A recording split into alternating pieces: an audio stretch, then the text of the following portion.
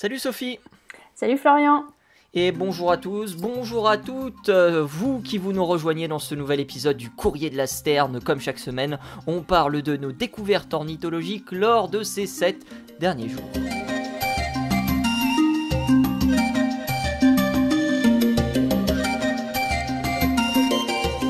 Comment ça va ma chère Sophie ?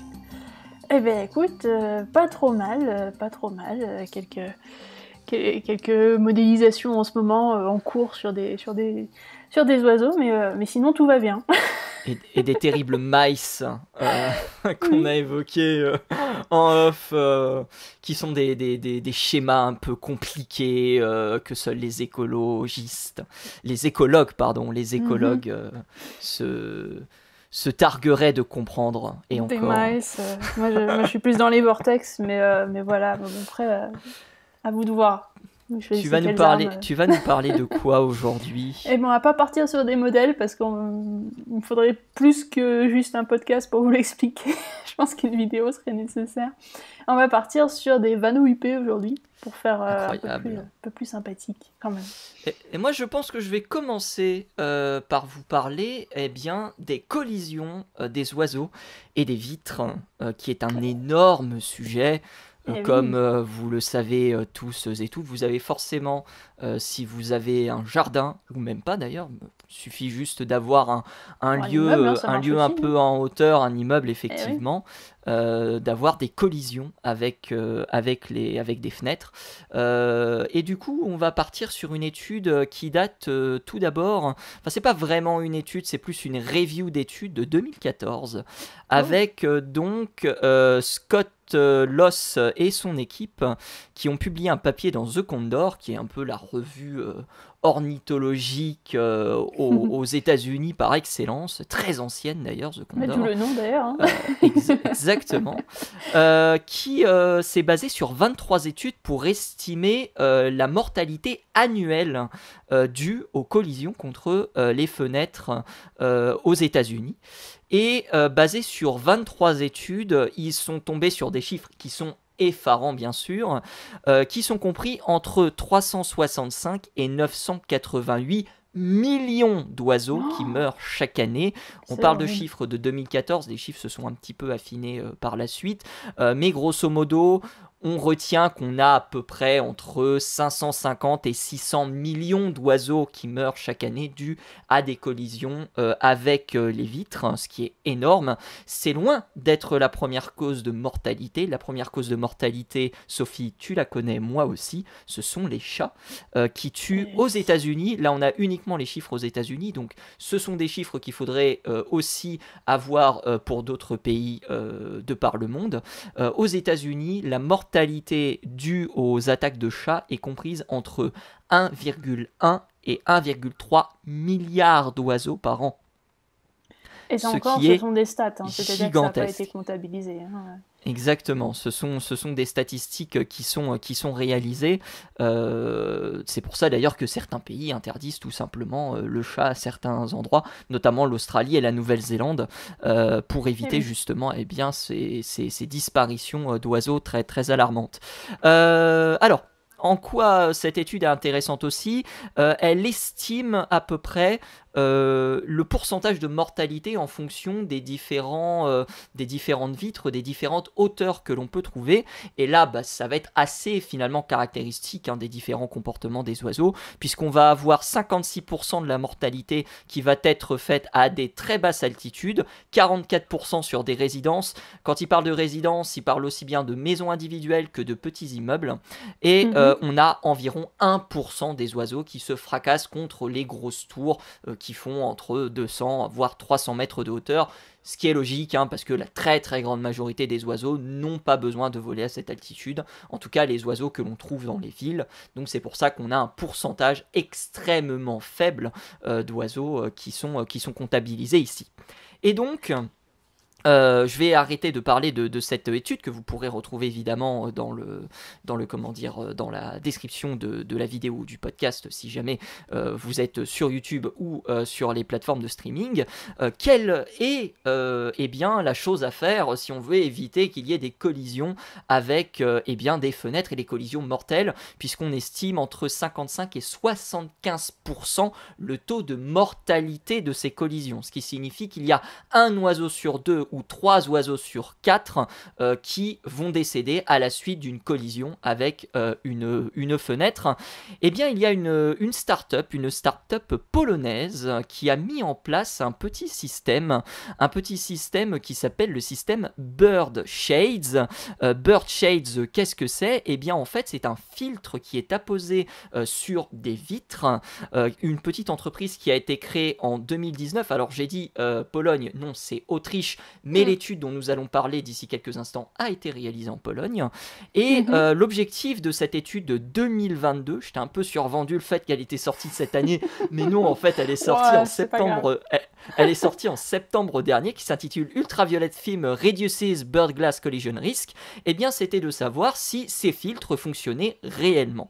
Et pour cela, qu'est-ce qu'ils ont fait? Eh bien, ils se sont rendus à des abribus, puisque ce sont généralement des lieux où il y a énormément de collisions, étant donné que on a deux côtés on a deux vitres qui sont parallèles et les oiseaux ont l'impression de pouvoir continuer en fait leur chemin vis-à-vis du traversée de cet abribus, sauf qu'en réalité, ils voient pas la première fenêtre et ils finissent par foncer dedans. Donc du coup, on a à la frontière entre la République tchèque et la Pologne différents abris de bus qui ont été pris dans des villes dont je ne me risquerai pas de donner le nom pour éviter de passer pour un idiot. Mais grosso modo, retenez qu'il y a des abribus sur lesquels on a appliqué évidemment ce filtre et des abribus qu'on dit contrôle, c'est-à-dire des abribus où on n'a pas appliqué ce filtre. Ils ont été 17 au total à être comment dire 15 à être contrôlés et ils ont contrôlé à peu près 170 fois sur une période allant de 2018 à 2021 pour savoir s'il y avait eu des records de collisions qui avaient été réalisés. Et donc, en 2021, ils ont terminé cette étude qu'ils ont par la suite publiée et ils se sont rendus compte eh bien, que ces filtres permettaient d'éviter à 80% le risque de collision avec les vitres. Ce qui est énorme, 80%. C'est pas mal quand même. Hein. C'est quand même pas mal. Hein. Ce sont vraiment des chiffres extrêmement importants. Alors, on n'a pas parlé des filtres en question parce que évidemment, ça ressemble à quoi, mais attendez, comment ça? Mais en fait, c'est assez simple. Ce sont des filtres qui renvoient les UV. Étant donné que les oiseaux sont capables de voir les ultraviolets, et notamment les passereaux, eh bien, l'objectif était de faire en sorte que les passereaux puissent mieux distinguer les vitres dans des gammes de couleurs, entre guillemets. On est entre 350 et 400 nanomètres pour éviter que les oiseaux se prennent les vitres. Et effectivement, il s'est avéré que les oiseaux ne se prenaient, ou quasiment plus ne se prenaient, les vitres de ces abribus. Et donc Bird Shades a validé d'une certaine manière eh bien, son procédé. Il y a un site d'ailleurs, vous pouvez totalement vous y rendre pour pouvoir avoir davantage d'informations. Il n'y a pas énormément d'informations à trouver sur l'entreprise. Mais grosso modo, voilà un petit point intéressant qui, à l'avenir, pourrait nous permettre justement de pouvoir en savoir davantage par rapport aux collisions avec les vitres. Je rajoute deux informations importantes. L'équipe, entre 2017 et 2018, a fait des examens pour rechercher des abribus où les collisions pourraient être importantes avec les oiseaux. Donc là, on parle de recherches finalement qui ont été réalisées. Et ensuite, ils ont sélectionné 8 abris pour justement évaluer tout ça. Et les autres abris, puisque j'ai dit qu'il y en avait 15, eh bien, ce sont des abris qui ont été témoins puisqu'on n'a pas appliqué ce fameux filtre Bird Shade. Voilà pour les explications. C'est super intéressant tout ça, mais du coup, est-ce qu'on pourrait penser que peut-être à l'avenir, ce genre de coloration, de toute façon, j'imagine que ça se voit pas, vu que c'est des UV, nous, on les voit pas généralement. Donc, si on inclut ça, mettons, dans la fabrication des vitres, c'est quelque chose qui pour nous restera transparent de toute façon. Ah, complètement. L'objectif, Voilà. c'était de faire en sorte que ce soit visible pour les oiseaux, mais pas visible pour nous. C'est pour ça qu'ils prennent des gammes de couleurs allant de 350 à 400 nanomètres qui ne sont pas visibles pour nous, tout simplement. Ah bah super. Donc du coup maintenant, j'attends la création des prochaines fenêtres Bird-proof avec ce genre de filtre à l'intérieur. 300 à 400 nanomètres pour être 300 à 400 nanomètres. 300 à 400 nanomètres, effectivement. D'accord. Donc, du coup, voilà, on est sur quelque chose qui est assez intéressant. Et oui, j'attends aussi des filtres. Donc, j'attends la commercialisation à grande échelle de ces filtres. Mais puisque absolument. là, on parle de panels, en fait, qui font à peu près 30 cm qui sont répartis sur les vitres. Donc, c'est à l'avenir peut-être une solution. Une vraie solution, j'ai envie de dire, pour éviter les collisions avec les vitres. Alors, j'ai pas plus d'informations sur le fait de savoir s'il s'adresse uniquement à des professionnels ou à des particuliers. Il y a un formulaire de contact, peut-être que j'aurai l'occasion de revenir un petit peu là-dessus. Mm-hmm. Et donc, mais en tout cas, c'est quelque chose qui, à l'avenir, pourrait être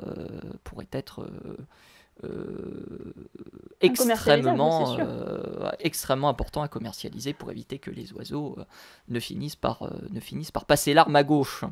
C'est sûr, parce qu'en ce moment, j'y pense là justement, mais on a d'autres trucs qui permettent d'éviter que les oiseaux ne se cognent dans les vitres, mais c'est généralement des choses comme des autocollants, des figures géométriques sur les vitres, enfin un moyen de casser un peu la vitre qui fait reflet, qui donne l'impression qu'il y a autre chose derrière, comme des arbres, des machins, des choses qui se reflètent dedans.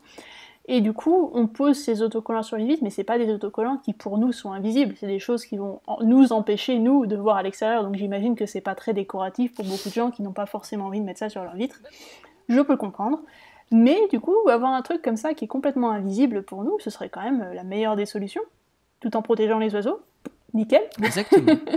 Exactement. Effectivement, les autocollants qu'on colle sur les vitres, généralement c'est un adage qui dit que si on colle des trucs sur les vitres, les oiseaux ne se cogneront pas dessus. On a quand même des signalements de personnes qui ont quand même collé des autocollants contre les vitres et qui ont des oiseaux qui se sont percutés. Mais ça marche aussi pour les volets. Moi j'ai eu des oiseaux qui sont collisionnés avec des volets. Moi j'avais un moineau domestique. Il pourchassait un mâle, je crois, et poum, c'est pris dans le volet. Ça peut arriver. Ça peut arriver, effectivement, ça peut arriver, d'autant que la vision des oiseaux est très différente de la nôtre. Donc voilà, il y a aussi tout ça à prendre en considération. Donc voilà, une étude sortie l'année dernière qui monitore un petit peu tout ça, que vous allez pouvoir retrouver évidemment dans cet épisode, en tout cas dans la description de l'épisode. Voilà. C'est super intéressant, mais je pense aussi en période de migration, ça peut être pas mal aussi pour tous ces oiseaux qui migrent, pour éviter qu'ils se prennent des fenêtres dans des habitats qu'ils ne connaissent pas. C'est pas mal aussi. Ah oui, clairement. Après, ce qui est visé, c'est surtout les basses résidences, puisque c'est là où la mortalité est la plus élevée. Mais je crois qu'il y avait à Chicago ou à Détroit, je sais plus, il y avait quelque chose qui avait été mis en place sur les gratte-ciel et qui avait fortement fonctionné.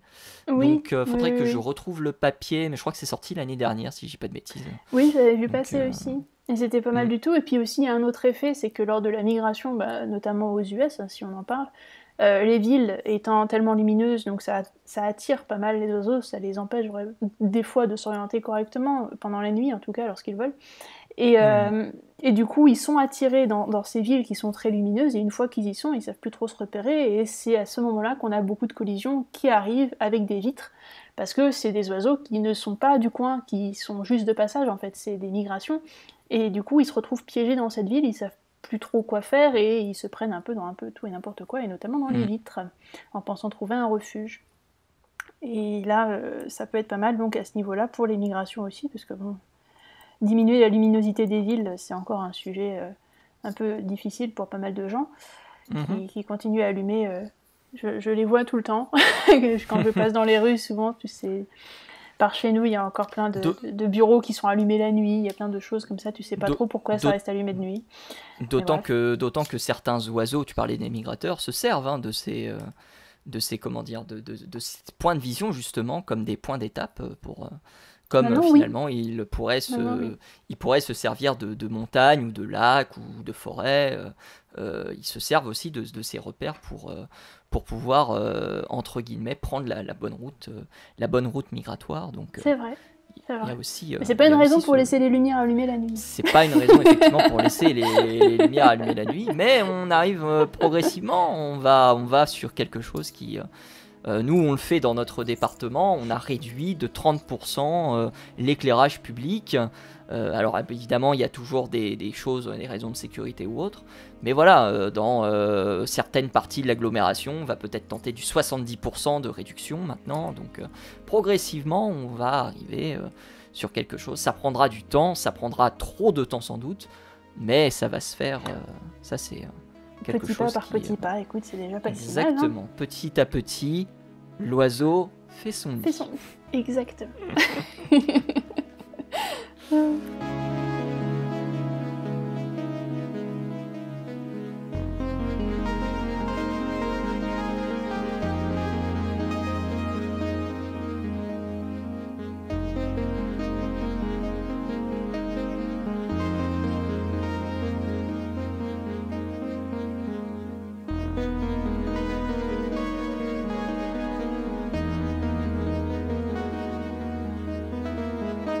En parlant de nid, justement.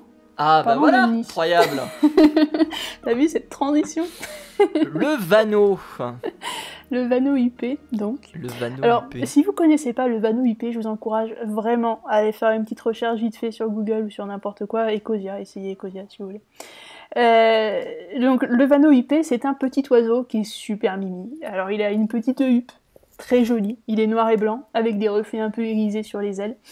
Et c'est un petit échassier. Ah ouais, c'est super mimi, le Vanneau IP. Oh. Moi, je les trouve super mimi. Oh, tu me le survends, là, je trouve. Moi, je les trouve super mimi. J'aime beaucoup les oiseaux qui ont une petite houppette en règle générale, donc lui, il me plaît bien. Et Ah, parce qu'il a plus un regard de killer que... Non, tout de suite. Même pas vrai. Mais c'est une petite boule de plume qui est vraiment pas très grande, ça fait une trentaine de centimètres, ça pèse entre 130 et mettons 350 grammes, donc c'est vraiment pas gros. Et ça a une longue huppe noire qui est très mimi. Voilà. Et je le maintiens, c'est très mimi. Et alors ce petit Vanneau IP, il a quelques soucis en ce moment parce que c'est un petit échassier qui va nicher au sol, comme beaucoup d'échassiers, qui va nicher au sol dans des milieux ouverts, et qui du coup à cause de ça est particulièrement sujet à tout ce qui est prédation et puis bah aussi par l'homme, hein, parce que lorsque nous on a nos activités humaines, bah des fois on détruit les nids des Vanneaux IP. Mettons qu'ils nichent dans des champs par exemple, bah voilà, c'est un peu un problème.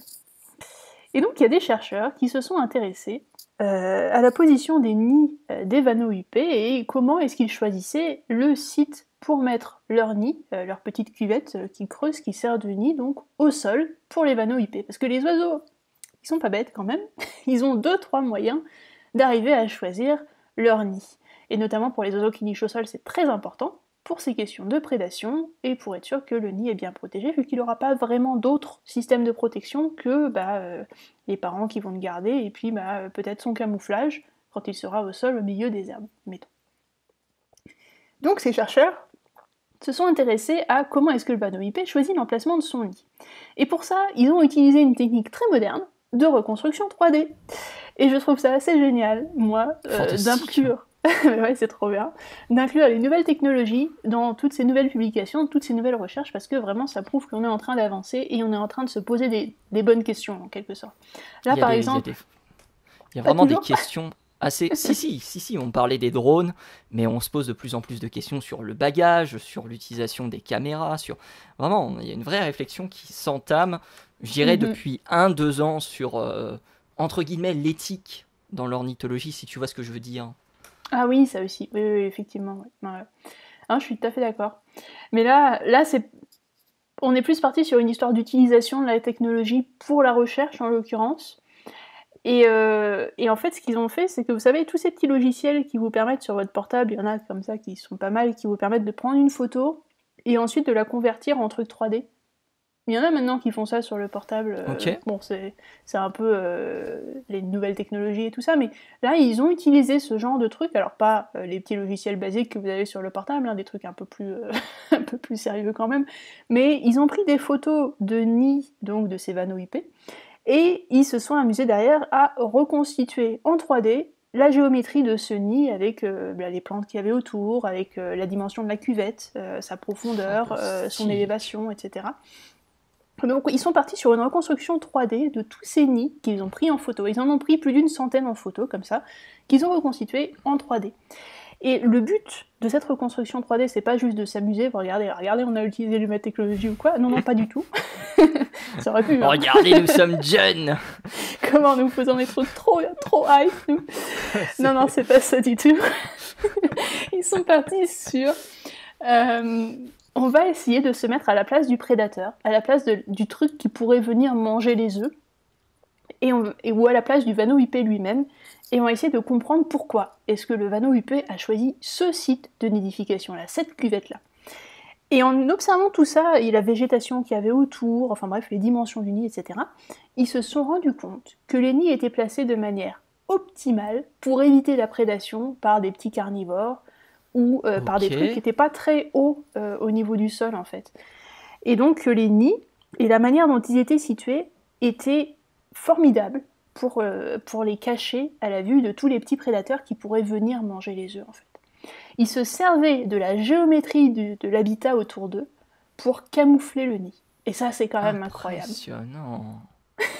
Impressionnant. C'est incroyable. Et en fait, ils se sont rendus compte, du coup, en testant et en regardant quel nid était plus prédaté que d'autres, ils ont essayé de trouver les meilleurs paramètres pour faire son nid lorsqu'on a un vanneau UP. Et donc, les meilleurs paramètres pour faire son nid, alors, je vous donne les trucs et astuces comme ça, mais j'imagine qu'on n'a pas trop de vanneaux UP qui nous regardent. Mais enfin bon, on sait jamais. On a vraiment des oiseaux qui nous regardent en réalité. Hein. Je sais pas. C'est la question à se poser. Hein. Attention, tous les trucs pour bien faire votre nid si vous êtes un vanneau IP. Donc, il faut choisir un endroit où vous avez un environnement qui est assez diversifié. Donc vous allez trouver une prairie, un environnement qui est assez ouvert, hein, parce que le vanneau IP, il est dans des lieux qui sont ouverts, c'est pas dans des forêts, c'est pas dans des trucs qui sont assez fermés, hein, en tant que milieu. On est parti sur un milieu très ouvert, une prairie, une plaine d'inondation, un truc comme ça.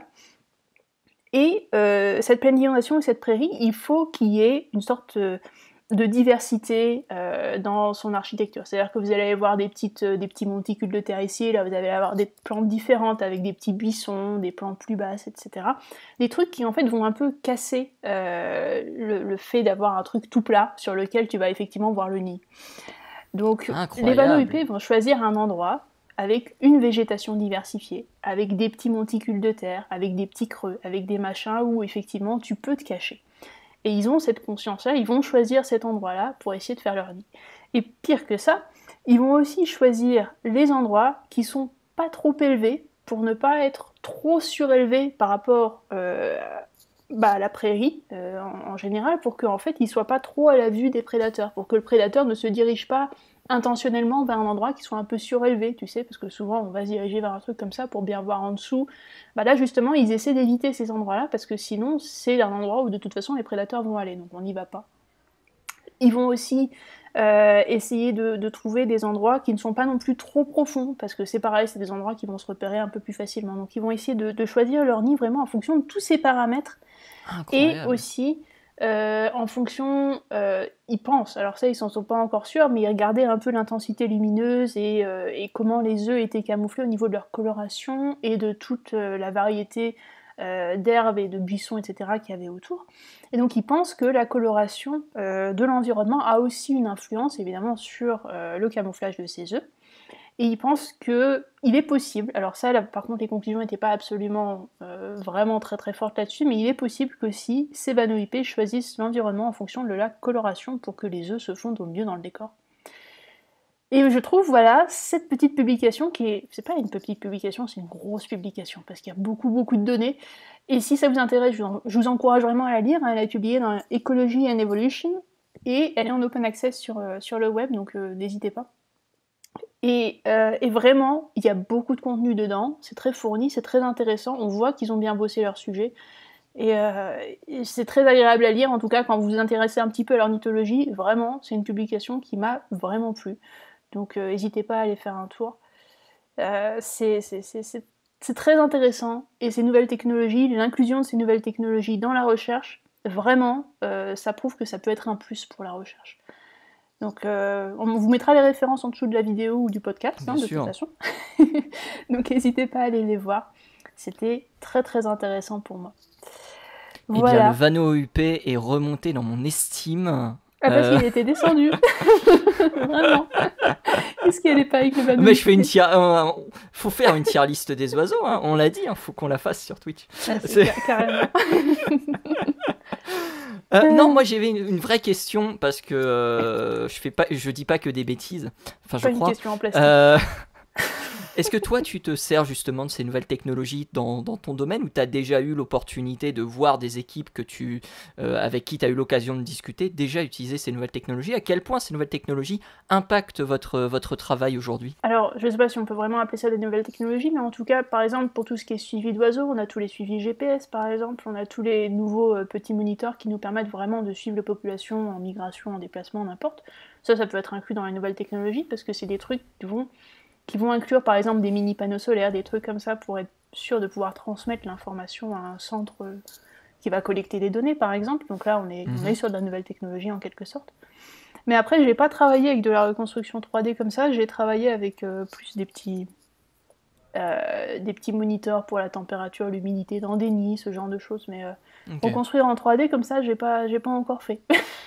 j'ai vu des drones pour le comptage des oiseaux notamment.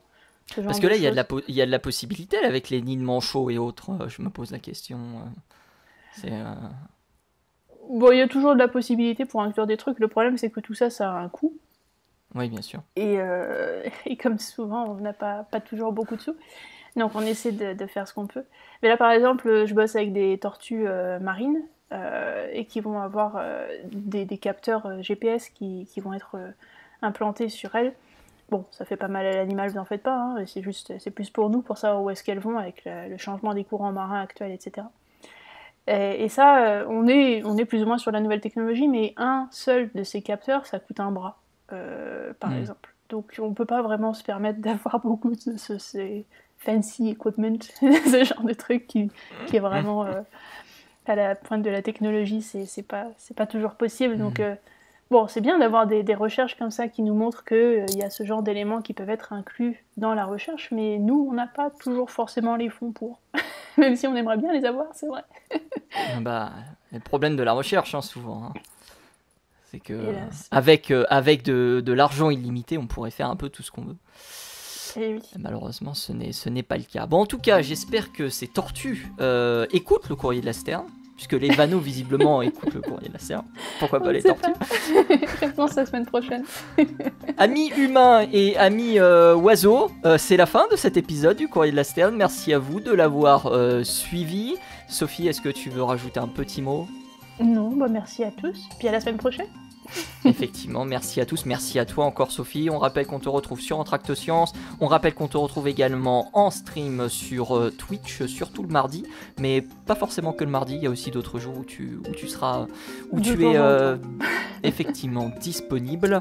Et la semaine prochaine, on aura l'occasion aussi d'annoncer de notre côté, on l'annoncera d'ailleurs directement sur la chaîne, le fait qu'on va faire, entre guillemets, une apparition quelque part pour parler de la migration des oiseaux. Bon, on vous en reparle la semaine prochaine, vous inquiétez pas. Oui, d'ici là, exactement. D'ici là, n'oubliez pas de regarder l'émission en podcast. Vous pouvez nous retrouver sur les différentes plateformes de streaming, sur YouTube, sur Twitter pour retrouver les anciennes émissions. D'ici là, on vous souhaite à tous et à toutes de passer une très bonne semaine et à la semaine prochaine. À plus.